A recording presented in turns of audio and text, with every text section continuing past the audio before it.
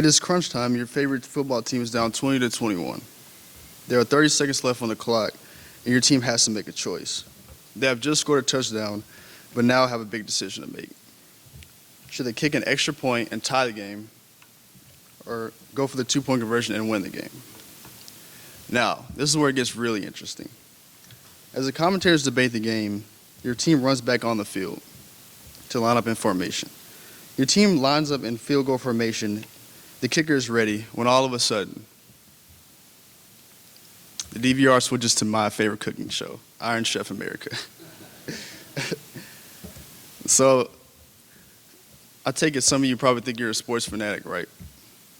I have to admit, I love football. I love watching sports highlights on ESPN or YouTube. However, I have another favorite pastime, one that occupies my time more than just football.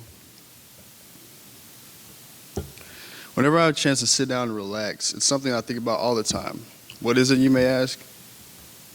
Some of you are probably thinking, what could ever replace football in my life? Well, it's my love for desserts and cooking those desserts. When I was little, I thought I was going to be the next greatest chef. Well, as you can tell, that didn't happen. I mean, who wouldn't want to be a chef? Chefs are people endlessly exploring the continual horizon of how to spread food on top of a plate. Another great part of cooking is the faces, comments, and reactions of people who eat your food. As you can tell, their faces are filled with the expression that speaks the flavor of the food, the opinion of the food, or the opinion of the people themselves.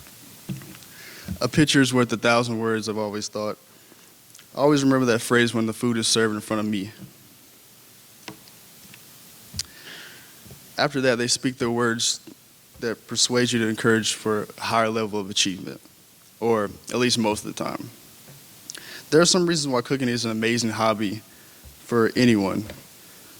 Yes, I love football, but I also love to eat. Cooking is something that many people do. Some do it because of a profession, some do it for fun, and some do it just because they have to.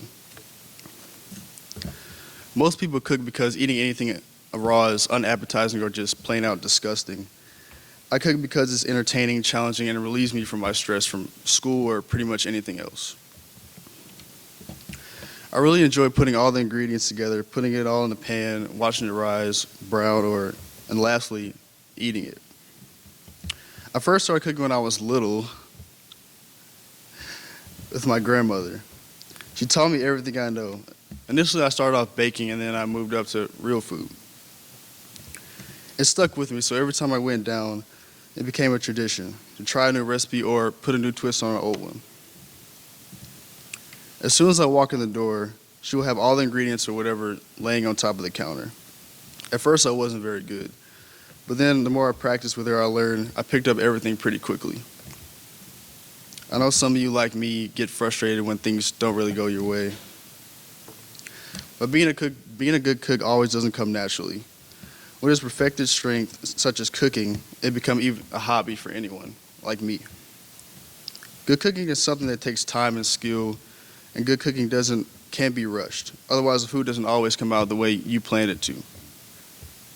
Another key factor of good cooking is to always know what the next step is going to be.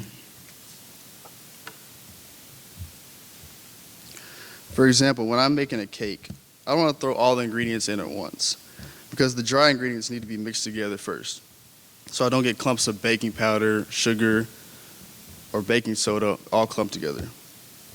Many people do this without thinking, but it does make a difference. If all the ingredients together are mixed up before the ingredients, the finished product will be smoother.